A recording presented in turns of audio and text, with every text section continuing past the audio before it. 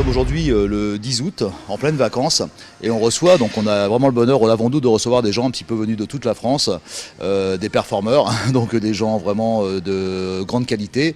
Ils sont venus de Picardie, donc à des Picards chez nous, et de bonne humeur, et franchement, ils apprécient le soleil, hein, je crois. Bon, aujourd'hui il fait pas beau, alors ils font un peu la gueule, mais tout va bien. Donc alors j'ai affaire donc à Chris Boucli, c'est ça? Donc qui a quel âge, Chris? Bientôt 37. Voilà, déjà on a balancé l'âge pour monsieur, et puis pour madame on va peut-être pas le faire, donc c'est Lucie Fauvrel, c'est ça? Favrel. Ah, Favrel, voilà, donc voilà, je dis toujours un mot en trop, ou une lettre en trop, voilà, donc Favrel, donc Lucie. Alors Lucie, donc pareil, t'as quel âge? 28 ans. 28 ans. Voilà, donc ça donne un panel justement assez large, justement des gens, à savoir justement bon, pour les âges, à quel âge on commence, pourquoi, etc. Donc ma petite histoire, vous la connaissez, donc on va passer directement au vif du sujet, qui est, voilà, bon déjà, vous êtes un couple, alors c'est un couple. Vous êtes en couple depuis combien de temps? On va commencer par Chris. On est en couple depuis 2 ans. Et vous faites du sport depuis 2 ans. Ah non, moi ça fait presque 20 ans que je pratique la musculation. Alors ça s'est passé comment dans ton idée? Donc on va commencer par toi, donc parce que je t'ai rencontré hier dans la salle, bon physique intéressant, vous allez voir de face et puis tout à l'heure en effort, donc c'est vrai que c'était un beau gabarit. Alors, est-ce qu'il y a, alors tu vas me raconter un petit peu, bon comme tu veux, dans le sens savoir quelle est l'origine, comment tu es venu au sport, à haut niveau aussi, donc parce que c'est une athlète de haut niveau, savoir l'envie, savoir si on a des envies avec des hausses, des bas, des baisses, si c'est quelque chose de constant, si tous les matins on a envie de devenir comme tu l'es, et me raconter ton histoire. Voilà. Donc comment ça s'est passé dans ta tête et à quel âge ça a commencé? Alors ça a commencé, je devais avoir aux alentours de 15-16 ans. Donc moi je suis de la génération Iron comme on dit. Donc Arnold Schwarzenegger, Stallone, Jean-Claude Van Damme à la télé, des physiques qui me faisaient rêver à l'époque. Et puis donc déjà vers 15-16 ans, je faisais un peu de musculation chez moi avec un haltère. Donc je me débrouillais avec ça, quoi. Des pompes, des abdos, un haltère, biceps, etc. Et puis je me suis inscrit en UNSS au lycée. C'est quoi UNSS? C'est les sports d'école, hein. C'est les options en fait. Donc le mercredi après-midi je faisais un peu de sport comme ça pour voir un peu la musculation. Il y avait ça, on me proposait la musculation en UNSS, donc je l'ai fait. C'était sympathique, puis après je me suis inscrit en club. Et pour payer moins cher, en fait, je me suis mis tout de suite à la compétition. Donc, pourquoi? À l'époque j'avais pas trop les moyens, c'est ma mère qui payait. Je me suis mis à la compétition parce qu'ils proposaient un tarif préférentiel à l'époque pour les compétiteurs. Donc j'ai fait ça et j'ai fait de la force athlétique tout de suite. D'accord, donc ça a été une passion immédiate à 16 ans. Première passion, c'est justement la musculation. Ouais, j'ai pas connu d'autres sports. J'ai fait un peu de rugby avant, en UNSS aussi. Mais le sport qui m'a vraiment accroché, c'est la musculation, la force athlétique. Donc ça, c'est mes premières armes en tant que compétiteur. Donc je fais ça pendant près de 15 ans. Et puis là, depuis 7-8 ans, j'ai découvert le bodybuilding aussi. Et depuis, j'alterne force athlétique, enfin plus spécialement le développé couché. Est-ce que tu peux rappeler à mes internautes à savoir qu'il y a la différence entre justement toutes ces disciplines? Alors, la force athlétique, ça comporte 3 mouvements. Le soulevé de terre, le squat et le développé couché. Donc après, il y a aussi le développé couché de compétition qui est à part de la force athlétique. Et puis donc le bodybuilding, donc là c'est sur le physique, c'est pas sur la force. La force c'est vraiment que de la poussée sur une barre très lourde. Et le bodybuilding c'est vraiment l'aspect physique en compétition de l'athlète, quoi. Mais est-ce que c'est complémentaire dans l'effort? Parce que hier, par exemple, on me disait, donc Alain me disait que on ne pouvait pas, par exemple, cumuler le footing ou le jogging et puis la musculation parce qu'il y en a un qui faisait fondre les muscles et pas l'autre. Et toi, est-ce que c'est compatible? Et qu'est-ce qui fait justement des trapèzes pareils, des bras pareils Alors, des pecs pareils? La force athlétique et le bodybuilding, on peut les pratiquer ensemble, mais pas les préparer ensemble. Par exemple, on peut faire une préparation sur un an sur de la force ou du développé couché, qui est un sport de force. Ou le bodybuilding. Moi perso, je cumule pas les deux dans la même année. Déjà, je pense que c'est impossible. Ouais, c'est impossible. Puisque le bodybuilding nécessite une sèche pour la compétition qui altère la force. Donc la force diminue. Et si on faisait de la force par-dessus, on risquerait même de se blesser au niveau des tendons, des muscles, etc. Alors après, pour développer la force ou les muscles, c'est différent. Donc soit on développe la force, soit on développe le muscle. Après, on peut faire les deux, mais les objectifs ne seront pas optimum sur l'un ou sur l'autre si on le fait en même temps. C'est la même fédération? Il y a plusieurs fédérations en fait. Alors déjà dans le bodybuilding, il y en a énormément, il y en a à peu près une vingtaine. Je pense en France, oui, il y doit y avoir à peu près une vingtaine de fédérations. Et puis en force athlétique, après il y en a quelques-unes aussi, il y en a plusieurs. Mais bodybuilding et force athlétique, c'est pas la même chose, quoi. Alors, sur une année, justement, selon la discipline que tu vas opter, dans laquelle tu vas opter, tu vas t'inscrire sur tel type de compétition et pas d'autres. Oui, voilà, tout à fait. Alors selon la fédé où on est, il y a des compétitions officielles. Et après, il y a des open qui sont autour, qu'on peut pratiquer aussi. Il y a certaines fédés qui les interdisent, justement. Mais la plupart des fédérations autorisent tout type de compétition open ou compétition officielle. Alors, bon, moi, dans mes reportages, il y a un truc qui est assez essentiel aussi, qui est l'hygiène alimentaire, à savoir justement si l'hygiène alimentaire est la même, savoir comment on fait pour devenir comme toi, justement. Est-ce que depuis l'âge de 16 ans, tu t'es donné un code et une discipline alimentaire, ou est-ce que tu te fais plaisir? Alors moi, au tout début, j'ai pas été très guidé. Donc j'ai fait un peu à ma sauce. Donc au niveau diététique, à l'époque, j'ai fait comme tous les jeunes. Saucisson merguez. C'est presque ça, quoi. Comme un rugbyman, voilà, on mange bien, on mange. Ouais. Et de temps en temps, on fait un peu attention pour voilà. sécher, c'est ça? Moi je faisais je mangeais de tout la semaine, le week-end je faisais la bringue, mais je m'entraînais, je faisais ma compétition en force. C'est pour ça que la force, bon maintenant pour être vraiment à haut niveau, il faut quand même faire attention à la diététique. Mais quand on démarre, moi je faisais pas très attention et puis j'avais des résultats quand même assez bons, quoi. Alors d'accord, par contre maintenant, alors tu vas me citer un petit peu tes palmarès, parce que là, on a commencé par justement, bon à 16 ans, j'ai fait ci, j'ai fait ça, tout doucement, mais alors, ce qui me plaît, c'est qu'il y a une grande pudeur, une grande discrétion vis-à-vis de tout, je dirais, les sportifs dans votre discipline, c'est que vous parlez assez difficilement de votre palmarès, mais par contre, quand on y vient, voilà, moi ça me fait plaisir d'avoir des gens comme toi et comme toi aussi en face de moi, avec un palmarès important. Alors tu es dans quelle catégorie? T'as quoi comme type de palmarès? Alors, en force athlétique, j'ai eu un petit palmarès qui est monté jusqu'aux interrégionaux, donc ça c'est pas très important. En développé couché, par contre, j'ai 2 titres de champion de France en junior et 2 titres de vice-champion de France en espoir. C'est par rapport à un poids? C'est par rapport à un âge. Junior, c'est par rapport à l'âge. Après, j'étais en junior, je me souviens plus, ça devait être en moins de 65 kg à l'époque. Ouais, voilà. Et en espoir, j'étais en moins de 82. C'était là, il y a 2 ans. Donc là, j'ai fait vice-champion de France. Et après, en bodybuilding, j'ai fait champion de France en athlétique, moins d'1m75. 7e au championnat du monde en athlétique, moins d'1m75. Et 3e à Univers en athlétique, moins d'1m75. Donc on est encore dans la salle de duplex avec des gens qui sont très performants, parce que championnat du monde et Mister Univers. Alors Mister Univers et championnat du monde, c'est quoi? Alors là, c'est par contre début d'année, tu te dis voilà, objectif, il me faut ça, je vais au bout, donc comment on se prépare? Là, alors moi je me suis préparé pour une compétition, je l'ai fait un peu à l'envers, je me suis préparé pour une compétition qui qualifiait directement pour Univers à l'époque. Donc je me suis dit je me prépare, je me lance dans la diététique. J'avais déjà fait des compétitions avant, j'avais déjà fait le top de Colmar, les puristes connaîtront, où j'avais fait premier en moins de 70. Et après, donc il y a eu des années qui sont passées, j'ai passé mon diplôme d'éducateur sportif entre deux. Et après ça, je ne savais pas trop quoi faire. Et pour continuer justement, pour me donner la motivation nécessaire, moi il me faut de la compétition. Donc je me suis donné l'objectif de faire une place à cette fameuse compétition qui pouvait m'amener à Univers. Et j'ai fait 2e, ce qui m'avait qualifié pour les championnats Mister Univers en Allemagne. Donc diététique pour la sèche, parce que la masse je l'avais déjà. Donc là je me suis juste basé sur la diététique pour la sèche jusqu'à la compétition. Alors par contre, le parcours, après il y a le parcours professionnel, ça veut dire que quand on a 16 ans et qu'on a cette envie et cette passion, qu'on veut communiquer aux autres, est-ce que tu as eu un objectif, tu as enseigné, tu as appris et tu as une salle de sport aujourd'hui, je crois, c'est ça? Oui, actuellement j'ai un club de sport, Bodyform 80, donc en Picardie. Bodyform 80 en Picardie. Alors où ça en Picardie? Parce que la Picardie c'est grand. C'est grand, oui, c'est Albert, entre Amiens et Péronne, pour ceux qui connaissent. Donc carte de France et on y va. Donc, Et quand j'avais 16 ans que j'ai commencé la musculation, j'ai déjà fini mes études. Et après cela, j'ai travaillé dans l'aéronautique, donc rien à voir avec la musculation. Moi j'ai eu un diplôme de maintenance, donc pareil, rien à voir avec le sport. Et puis les années ont passé, et à 30 ans, je me suis dit, faut que je change de métier, un peu ras la casquette de l'usine. Et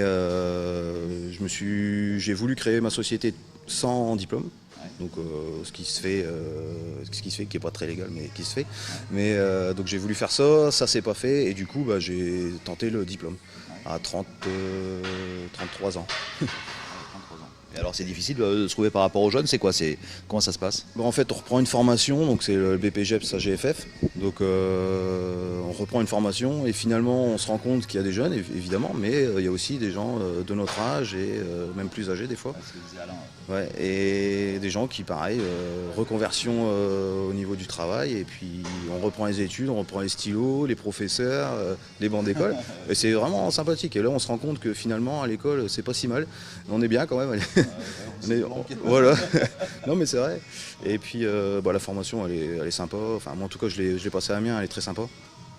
Après il faut bosser, et puis c'est pas donné à tout le monde.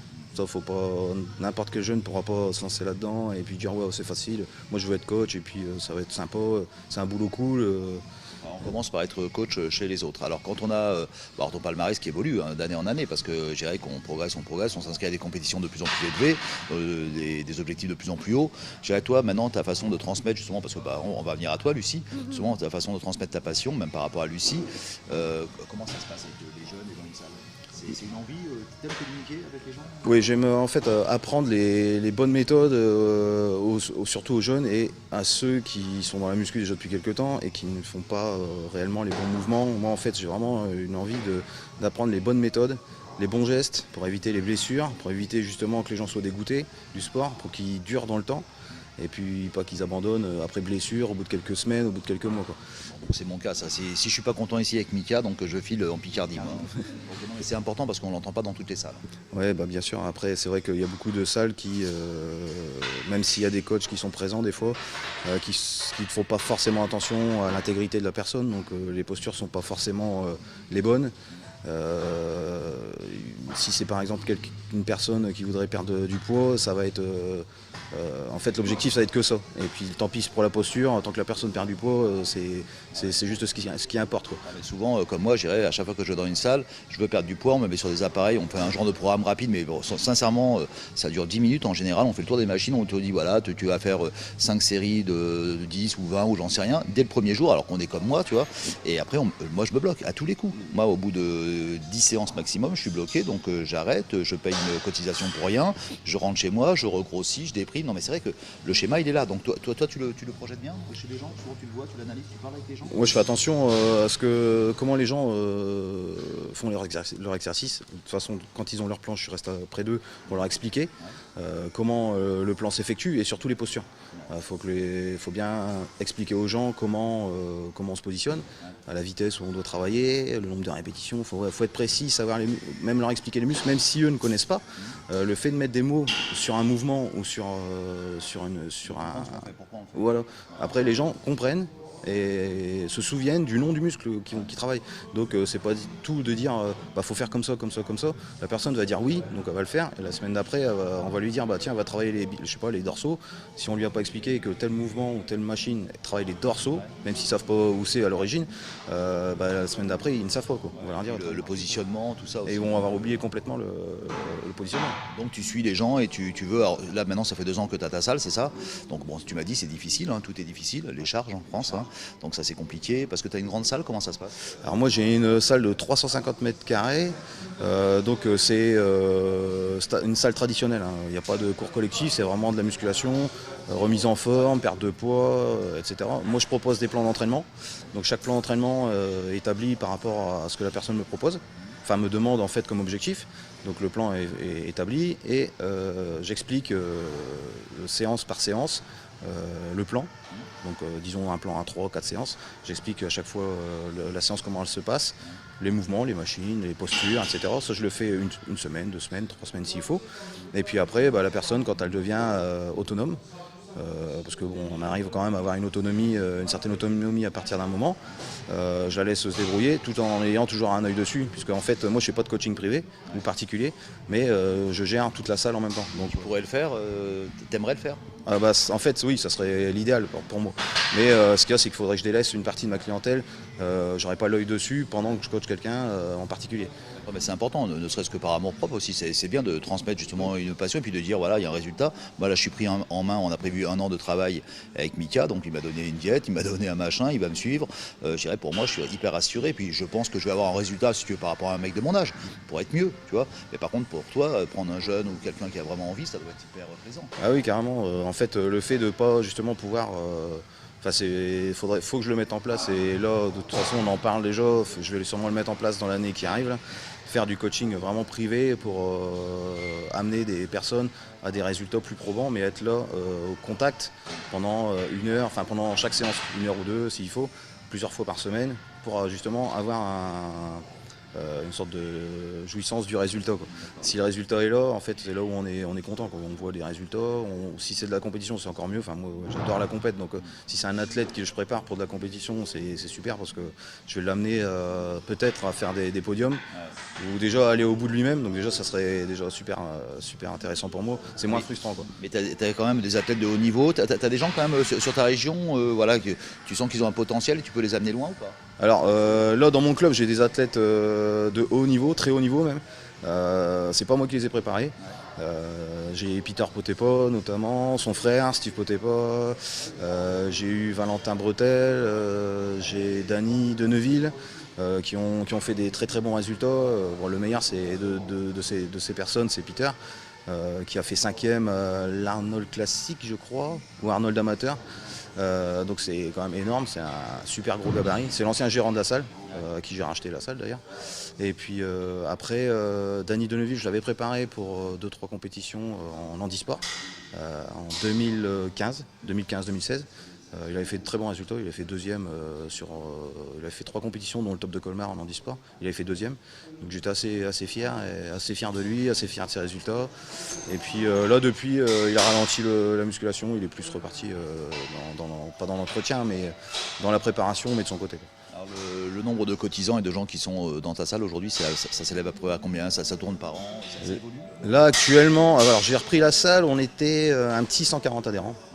Et là, on avoisine, on est entre 170 et 200 adhérents. Ça monte. Après, le coaching privé, d'après toi, c'est un rapport d'argent, comme ici. Alors, les gens ont envie. Les gens ont envie, mais c'est vrai que les gens ne comprennent pas, c'est le prix que ça peut coûter. Donc, c'est une barrière. Hein, voilà, c'est une barrière. Prix à l'heure. Hein, voilà. Donc, à l'heure, un coach privé, minimum, il demande 30 euros. Ouais. En France, ça ne sera pas moins. Sinon, pour le temps qu'on prend, le déplacement, etc., les charges qu'on paye dessus, évidemment, 30 euros, c'est un minimum, quoi. Même un prof à la maison qui donne des cours d'anglais, je crois que c'est dans ces prix-là aussi. C'est possible, ouais. C'est pas excessif. C'est ça. Et même même par rapport à un abonnement en salle, les gens, quand on leur demande 30, 40 euros par mois pour utiliser le matériel en illimité. Hein, vous êtes à 30-40 euros par mois pour... Et les gens viennent et ils peuvent rester, par exemple moi je suis ouvert de 9h à 21h, dans l'absolu s'ils veulent ils peuvent rester de 9h à 21h tous les jours. Donc, et pour un maximum de 49 euros. Pour un mois chez moi c'est 49 euros. Alors que ça devrait franchement être remboursé par la sécurité sociale parce que je dirais que moi c'est quelque chose que je considère. Moi je coûterais, si aujourd'hui j'écoutais mes médecins, je coûterais plus cher en médecine qu'à venir ici déjà sur un psy, sur un machin en me disant voilà je suis pas bien, je me sens pas bien, j'ai une machine qui marche pas, je suis rouillé, si je devais aller faire tous les examens machin et dépenser de l'argent, je coûte plus cher à la sécurité sociale que mettre 30 euros ou 40 euros ou 69 euros dans une salle. Quoi. Alors je suis pas spécialiste de la sécurité sociale mais il me semble par contre qu'il y a justement un remboursement de la sécurité sociale. Parce que moi j'ai un ami coach qui fait du coaching privé et justement il met ça en avant. Et lui il fait payer 30 euros l'heure. Mais en fait la personne ne paiera que 15 euros parce qu'elle est remboursée de 50%. Allez, il y a 3 ans de ça. Il y a 3 ans de ça se passait comme ça. Donc maintenant, je sais pas si c'est encore comme ça. Sur une prescription médicale. Voilà, sous prescription médicale. Donc en fait, c'est comme le kiné. Bah écoutez, donc ça me paraît bien normal. Alors après, donc dans le couple, alors donc il y a forcément, donc il y a un homme et une femme. De temps en temps, il y a 2 hommes ou il y a 2 femmes. Donc ça, maintenant aujourd'hui, on n'est plus à ça. Mais là, par contre, il y a un couple qui est magnifique. Donc alors Chris, donc et puis il y a Lucie. Alors Lucie, donc elle, son histoire, c'est encore autre chose parce qu'elle est devenue. Alors regardez, vous verrez tout à l'heure, l'athlète est magnifique. Et quand elle nous raconte qu'elle est, alors vas-y, dis-le parce que par quoi tu as commencé et voilà. C'est dur de passer derrière Chris, hein. Un petit peu. Moi, j'ai toujours été sportive dans la vie, hein. Depuis en l'enfance, j'ai commencé par la natation. Et puis je me suis testée sur plein de sports, rugby, un petit moment sur la course à pied. Et, Tu m'as dit à demi-mot rugby. oui, rugby, ça a duré 6 ans quand même, donc, à Amiens, dans le 80. On a l'impression que ça esquinte rugby, les dents, le nez, le ventre, les cuisses, ça est magnifique. Et je veux dire, c'est incroyable. Alors justement, c'était quoi? Il y avait une catégorie top modèle, il y avait quoi? Ah non, pas du tout, non. Alors, on reprend un petit peu quand même ton parcours à toi. Natation, est-ce que ça t'a aidé à, justement, parce que la natation en général, quand on voit Laure Manodou, quand on voit tous les gens, toi tu avais aussi des exemples aussi autour de toi avant? Tu as eu envie de faire ces sports-là? J'étais tellement jeune, je me souviens plus d'où ça vient exactement. J'avais 12 ans quand j'ai commencé, hein. D'accord. Et natation, ça t'a fait les épaules? T'as senti ton corps après, ça m'a fait me sentir bien dans ma peau quand j'étais adolescente, préadolescente. J'étais bien en natation. Mais ensuite, j'ai dû arrêter par rapport aux études et voilà, ça devenait compliqué par rapport aux entraînements. Mon niveau il montait et ça devenait un peu compliqué, même au niveau de la famille, tout ça. Donc du coup, voilà, j'ai stoppé et j'ai passé le relais au rugby. Alors, d'un sport individualiste ou individuel à un sport collectif, comment ça se passe? Surtout après revenir à être toute seule, à travailler sur ton corps, quoi. Comment ça se passe ces transitions? Là, ça s'est passé tranquillement parce que... C'est plus amusant de faire du rugby en équipe. Ah oui, c'est familial, on retrouve une deuxième famille, ça c'est clair. En Picardie aussi. Ouais, en Picardie, ouais. Et ça, au même endroit et dans la région. C'était ça. C'était par rapport aux études qui me prenaient un peu la tête, on va dire. Et donc du coup, j'avais besoin aussi m'échapper et ça me permettait aussi de me relâcher, quoi. Alors, est-ce que tu te révèles par rapport aux quelques années, à partir du moment où tu t'es mis à la musculation, à quelle époque? Comment ça se passe cette progression? Après, est-ce que le fait de rencontrer son homme qui est justement un passionné et qui a des résultats, est-ce que ça te fait accrocher derrière un peu comme une locomotive? Comment ça se passe? C'est quoi ce désir de monter maintenant en puissance? Par rapport à la musculation? Par rapport à la musculation, maintenant que entre deux, il y a eu quand même une période où j'ai couru. En fait, après j'ai été diplômée. Donc du coup, par rapport aux entraînements, j'étais infirmière. Et par rapport à mes horaires et les entraînements, ça ne collait plus du tout. Donc du coup, je commençais à louper les entraînements et puis à plus me sentir dans le truc, quoi. Donc j'ai préféré arrêter. Donc j'ai couru parce que quand on va courir dehors, on a besoin de rien et voilà. C'était le plus simple pour moi. Et j'ai évolué pas mal au niveau du running. Et ensuite, j'ai ressenti des douleurs dans les épaules. Courant? En courant. Et je sentais qu'il me manquait du volume au niveau des épaules, des bras en fait. Je le ressentais. Donc du coup, j'ai poussé la porte de la salle de musculation. Et puis j'ai expliqué au coach ce que je voulais. Donc je voulais du changement au niveau du physique un peu aussi. Et me muscler le haut du corps. Et puis voilà, la musculation a débuté comme ça. Donc j'ai musclé mes entraînements. Ça fait quoi maintenant? 2 ans? Ça fait 2 ans que il y a 2 ans. C'était il y a 2 ans à peu près, même période. Et donc du coup, j'ai commencé à me muscler. J'ai eu mon plan d'entraînement par crise. J'ai eu mon coach perso aussi, il faut le dire. Et toi, tu vois les résultats par exemple, sur son corps. Par exemple, elle te dit, par exemple, je veux travailler les épaules, je veux travailler les abdos. Toi, tu peux cibler précisément cibler. Et tu vois le résultat à peu près par rapport à, au nombre de fois où elle va en salle et est-ce que tu peux la programmer, voilà. Est-ce que maintenant sur un programme sur 2 ans, tu peux dire voilà, tu vas avoir 2 abdos là en plus, c'est des bras qui vont être comme ça? Alors après, ça dépend de la personne. Alors ce qui est super avec Lucie, c'est que c'est une machine, quoi. Donc on lui dit de faire telle chose, elle fait telle chose. La diététique, pour moi la diététique, je pense que pour de nombreux coachs, la diététique c'est 70-80% de l'entraînement, quoi. Donc la diététique, elle la suit, elle la comprend surtout. Et après, au niveau des entraînements, elle ne me pose pas de questions, quoi. Je lui dis fais comme ça, je lui explique, hein, bien sûr. Je lui dis tu travailles comme ça, de telle façon, etc. Je lui dis 2-3 fois, après c'est fini, j'ai plus besoin de lui expliquer, elle a compris. Elle est pénible, il faut que tu répètes quand même 2-3 fois, quoi. C'est encore une gonzesse. Ouais, non mais j'ai bien pire, hein. Il y en a, ça fait 2 ans. Après c'est malheureux, je vais pas donner de nom, mais j'ai des gens, ça fait 2 ans que je tiens la salle, hein. 2 ans que je leur explique les exercices. Ils sont toujours. J'ai beau leur expliquer. C'est compliqué quand même. Pour certains, c'est compliqué. Parce qu'en fait, c'est beaucoup d'informations malgré tout.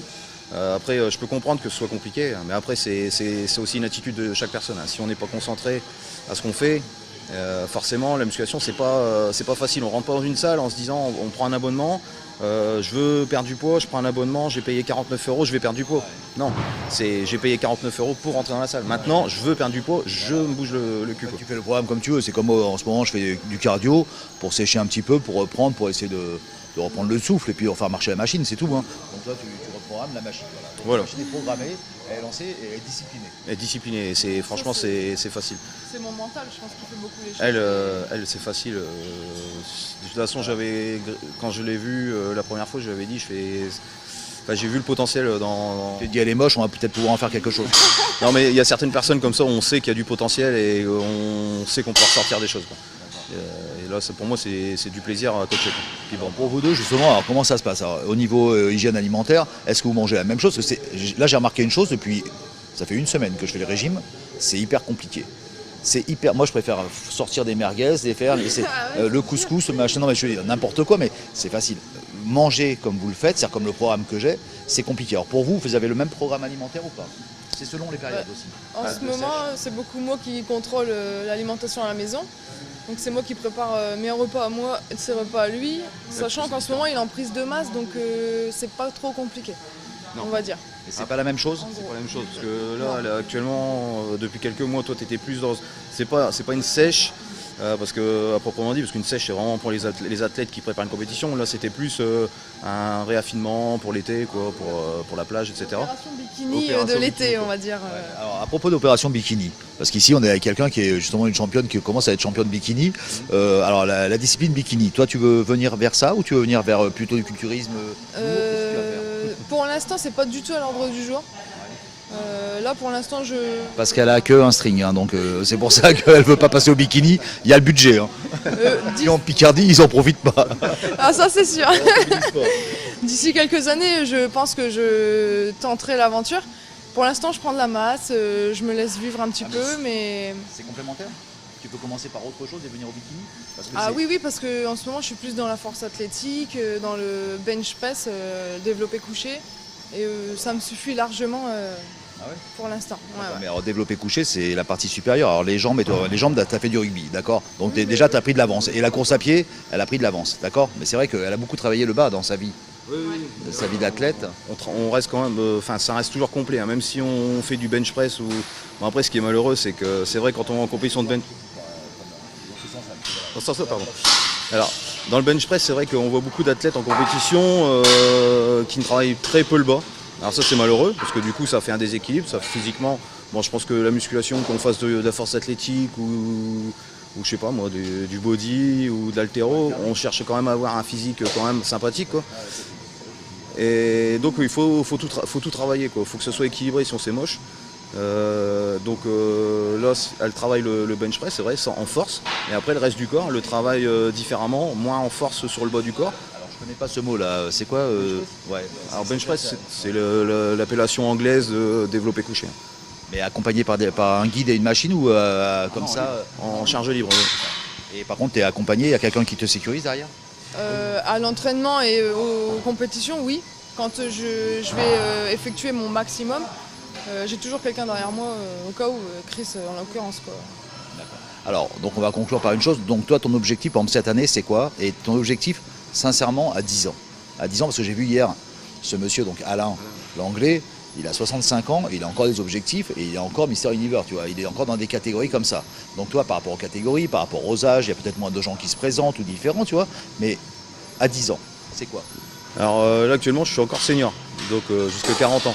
Donc à 10 ans, je passerai en vétéran. Donc à 10 ans, moi, je pense quand même réessayer de toute façon la compétition en vétéran.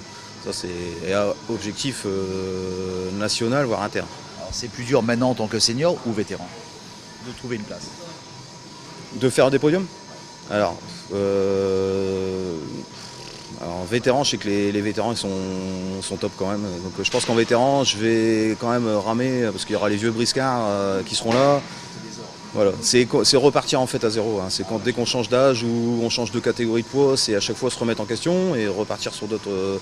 Repartir à zéro. Hein. Là, c'est ce que je fais cette année, prise de masse et sèche pour les compétitions de 2018.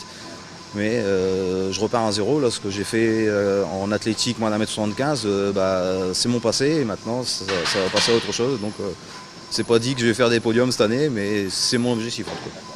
De toute façon, à 10 ans, tu as envie et tu sais que tu vas y aller. Ah oui, dans 10 ans, c'est sûr que je refais de la compétition, quoi. Je dis pas que je vais refaire tous les ans pendant 10 ans, là, mais il y aura encore de la compétition dans 10 ans, parce que de toute façon, c'est moteur, je peux pas... Sinon, je m'ennuie, je sais pas faire de la muscu que pour le plaisir. Il faut de la compétition derrière. Et Wonder Woman, c'est quoi vraiment l'objectif ultime? L'envie, t'aimerais quoi? Moi, ce serait me présenter aussi sur une grosse compétition de bodybuilding par la suite. T'as pas encore fait? Non, j'ai toujours pas fait, non. Bon, les week-ends. Je préfère me préparer et arriver vraiment au top. Tu veux les asphyxier direct. D'un coup là. Elle va leur donner leur race à toutes. Là. Alors préparez-vous les filles, là, vous regardez les Picards, ils rigolent pas. Alors si par contre, les Picards, ils ont une qualité exceptionnelle, c'est que justement ils rigolent. Hier il m'a dit, voilà, moi dans ma salle, ici aussi il essaie de le cultiver, mais par contre c'est pas facile de sortir de ce schéma. Il dit déjà, vas-y tu m'as dit le bonjour, le respect, la discipline et le sourire. Ah oui, ça, en tout cas moi c'est ce que j'essaye d'instaurer dans mon club. C'est assez facile par chez nous quand même, malgré tout. C'est le bonjour quand on rentre dans la salle. C'est vrai que quand j'ai repris la salle, c'était pas le cas. Mais moi, je vais à un club convivial, quoi. Les gens se connaissent, se disent bonjour entre eux, me disent bonjour. Moi, ça c'est le respect. Enfin, je sais pas, moi par chez moi, c'est normal. Et donc voilà, que ce soit convivial, tout le monde se parle. On n'est pas là à se tirer dans les pattes. On avance ensemble. On est dans un club. Le club appartient à tous et il faut le respecter, comme respecter les gens qui s'entraînent dedans. Donc voilà, petit café entre amis, entre athlètes, c'est toujours sympathique. Moi je trouve ça plus sympa que de rentrer dans une salle avec le Walkman, avec le MP3. Avec son VHS il vient lui. C'est ça. C'était Schwarzenegger, je vous rappelle. Non mais ouais, les mecs ils arrivent, ils ont les casques, ils sont énormes, ils sont de plus en plus gros d'ailleurs. Et ils transpirent dedans. C'est et comme tu dis, il y a le danger. Et il y a danger. Et moi, je le fais pas parce que c'est tellement tous les jeunes le font, donc je peux pas l'interdire. Mais dans l'absolu, il faudrait l'interdire parce que ça devient dangereux. Quelqu'un qui s'écrase sous une barre, si moi j'ai pas l'œil dessus, la personne qui est à côté, qui pourrait l'aider à l'instant T, quoi, et qui a les écouteurs et la musique, n'entendra pas l'appel de la personne qui demandera de l'aide, quoi. Et ça peut devenir dangereux. Il suffit de quelques secondes pour que quelqu'un se blesse gravement, quoi. Et toi, t'écoutes la musique? Non. Non, toi t'es pas discipliné, Moi, sinon... Je papote avec les adhérents. Tu t'entraînes. Mais je m'entraîne, mais pendant mes 2 minutes de récupération, on va dire que voilà, je suis assez... Bon, t'as le niveau papotage, c'est bon là, t'es médaille ça d'or. va, ça va. Argent, j'aurais dit, parce qu'il y a pire que moi, mais... Ça va venir, ça va venir. Bon en tout cas, c'est super sympa à vous d'avoir accepté cette interview, donc pour Mika, pour la salle de Duplex. Donc tu me rappelles le nom de ta salle et puis exactement l'endroit, la ville? Alors moi c'est Bodyform 80 à Albert, en Picardie. Picardie, alors normalement on parle comme ça. Non. Ils veulent pas le faire parce que lui il veut le faire parce que moi j'ai interviewé Koé, donc je vous dis lui quand il fait le con aussi il part loin, et par contre il y a des gens vraiment de bonne humeur là-haut, je sais pas, c'est un générateur de bonne humeur. Alors en Picardie on n'est pas réputé pour être pas très convivial, c'est pas le mot, mais on n'est pas très souriant au premier abord. Par contre il faut juste dès qu'on dit bonjour et qu'on commence à parler, après c'est convivial, viens boire l'apéro à la maison, c'est une apparence. En tout cas, merci beaucoup pour tout. Alors, je vais les suivre pendant environ 20 minutes. Je vais regarder un petit peu comment ils travaillent. Alors, je vais me faire discret. Vous ne me regardez pas. Vous êtes, je voudrais voir votre façon, pas de travailler. Voir vos muscles, voir comment ça se passe. Et puis, justement, la beauté d'artistes comme ça. Parce que moi, je les mets dans une catégorie, non pas athlète, mais je les mets dans les côtés artistes parce que c'est l'artistique aussi. Et c'est, je pense, ce qui n'est pas assez mis en avant dans votre discipline. Ça veut dire qu'on va dans l'athlétisme, dans la performance, donc on devient très individualiste. Et je pense que c'est dommage qu'on ne respecte pas justement l'âme, parce que l'âme, ça crée un sourire, et dans le sourire, on devient, je dirais, un artiste, et l'artiste, ça brille. Voilà. Et pour moi, vous êtes des artistes, donc à part entière, et je vais vous suivre justement sur votre petit programme, je vous laisse vous échauffer un petit peu, et puis je vous rattrape sur le parcours. D'accord ? Merci beaucoup à vous en tout cas. Merci, au revoir.